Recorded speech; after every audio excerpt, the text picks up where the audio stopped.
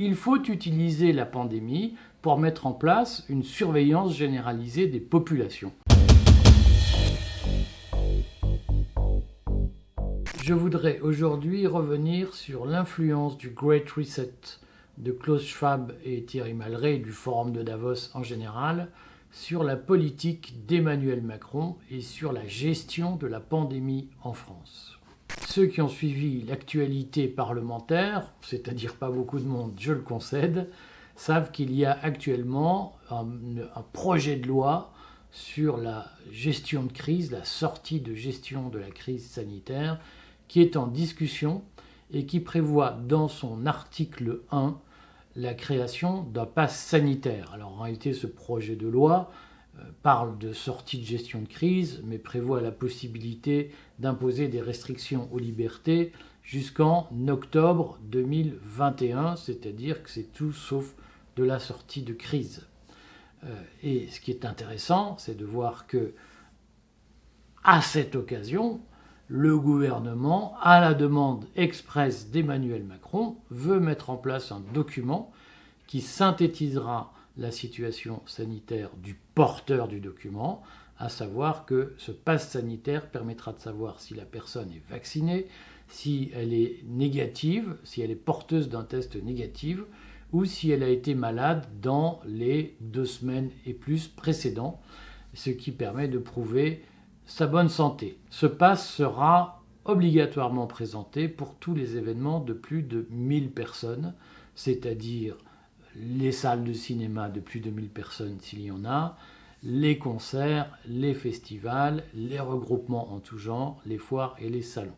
Alors c'est évidemment une façon déguisée de mettre un pied dans la porte de l'obligation vaccinale pour tout le monde. Ce qui est particulièrement étonnant, c'est que cette décision de mettre en place un pass sanitaire, un passeport sanitaire, est venue comme un cheveu sur la soupe. Elle sort d'une déclaration d'Emmanuel Macron, du discours qu'il a fait lors de l'annonce de la sortie de crise, où il a notamment annoncé qu'à partir du 3 mai, nous n'étions plus confinés. C'est à cette occasion qu'Emmanuel Macron a insisté pour que se mette en place ce pass sanitaire qui n'avait jamais été discuté auparavant. Ce me semble un événement significatif car majoritairement, très majoritairement, les Français sont contre ce pass. Et ils ne sont pas les seuls. Le conseil scientifique qui entoure Emmanuel Macron et qui pourtant est un conseil d'enfermistes qui appelle au confinement depuis plusieurs semaines et même depuis plusieurs mois, le conseil scientifique a été consulté sur cette question et il a rendu à contre-cœur un avis positif sur la mise en place du pass sanitaire, mais en indiquant que, en réalité, ce pass devait être exceptionnel et temporaire, et que, éventuellement, il pourrait rendre un service à la bonne cause de la santé publique. On ne pouvait pas faire plus attentiste, plus réticent que cet avis du Conseil scientifique. On voit donc bien que cette décision d'imposer un passeport sanitaire ne vient pas des scientifiques, des médecins qui entourent le président de la République. Est-ce qu'elle viendrait de sa majorité ? Pas plus, puisque le débat à l'Assemblée nationale, en commission des lois et bientôt dans l'hémicycle, sur la mise en place de ce pass sanitaire, ont montré qu'un grand nombre de députés de la majorité y étaient très hostiles. D'ailleurs, la présidente de la commission des lois, Yaël Braun-Pivet, a insisté pour que explicitement la loi interdise de présenter ce passeport sanitaire ou demander la présentation de ce pass sanitaire pour les événements de moins de 1000 personnes. La majorité LREM a donc tout fait pour limiter au maximum la mise en place de ce pass sanitaire. Ce n'est donc ni les médecins ni la majorité parlementaire qui ont convaincu Emmanuel Macron de mettre en place ce dispositif liberticide qui rencontre une forte opposition chez les Français. Pour l'instant, cette opposition est encore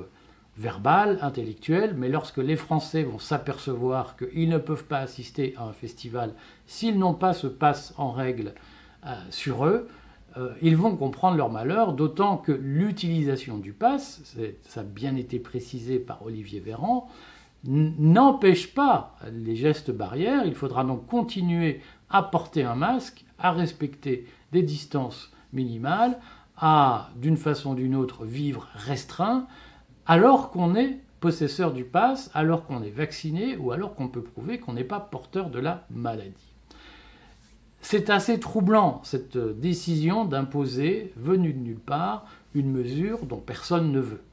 Pourquoi une telle insistance du président de la République, qui est pourtant en campagne électorale et qui sait que emmerder les Français sur ce genre de détails peut coûter très cher? Alors, ce qui est frappant, c'est de voir que cette mesure, elle est préconisée en Allemagne, elle est préconisée aussi par Klaus Schwab, Thierry Malgret, les acteurs du Great Reset. Et elle est préconisée pour une raison qui a été écrite dans leur livre. Cette raison, c'est qu'il faut utiliser la pandémie pour mettre en place une surveillance généralisée des populations. Pourquoi utiliser la pandémie à cette occasion? Parce que cela permet de justifier que cette surveillance se fasse au nom de la santé, de la protection et autres mesures de ce genre, autres mots écran de fumée. En réalité, il s'agit de basculer dans un capitalisme de surveillance où l'ensemble de la vie privée, l'ensemble des faits et gestes est complètement surveillé, soumis à un traçage, voire à un traquage. Et que ceux qui refusent de se soumettre à ce dispositif de surveillance généralisée sont voués à être progressivement bannis de la société ou relégués dans des espaces de seconde zone.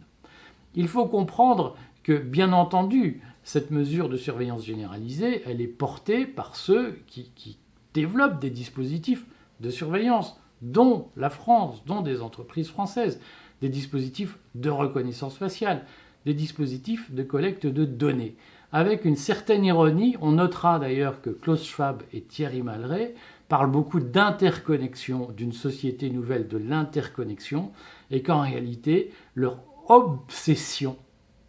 permanente est de limiter au maximum les contacts directs entre les gens, de les intermédier, de les distancier. Comme quoi, une fois de plus, ce ne sont pas ceux qui en parlent le mieux, qui le pratiquent le mieux. Ce qui est très troublant, c'est de voir l'influence réelle, certains diront coïncidence, mais coïncidence troublante, l'influence réelle de la vision de Davos sur la société de demain dans la mise en place au fil de l'eau de décisions politiques et dans la mise en place de politiques publiques qui, au nom de la santé, multiplient la surveillance et la restriction des libertés. Et bien entendu, il n'y a pas de trace d'un Emmanuel Macron qui dirait « je souscris aux analyses du Great Reset ». Il est même possible que l'idée d'un pass sanitaire lui ait été soufflée par des technocrates, des membres de la nomenclatura administrative française, qui sont, eux, des amateurs du Great Reset, et que Emmanuel Macron n'ait pas pris la mesure de ce qu'il faisait. Toujours est-il que, comme aux États-Unis, on voit qu'en France, la politique qui se met en place au fil de l'eau, les décisions concrètes qui sont prises, masquées derrière de grands discours idéologiques, ces décisions concrètes sont inspirées par le Great Reset. Il faut mesurer que les années qui viennent vont être des années de tentation pour l'élite mondialisée de mettre en place des dispositifs dont nous voyons bien la finalité et qui va consister tôt ou tard à détruire les classes moyennes en répartissant la société en deux classes très distinctes, celle des élites mondialisées et celle du petit peuple qui vivra d'hélicoptère money, de revenus universels et qui en tout cas ne pourra plus s'enrichir par l'épargne et par l'effort. Le matraquage fiscal pour financer ces grandes politiques de solidarité, de paix sociale, le matraquage fiscal sera terrible et dans la pratique, ce sont les classes moyennes qui financeront un nivellement de nos sociétés par le bas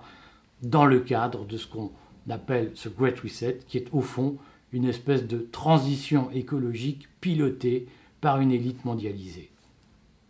Retenez bien la ponction qui sera faite tôt ou tard sur votre épargne, votre patrimoine, votre mode de vie, pour vous faire rentrer à tout prix dans un modèle que vous n'aurez pas choisi.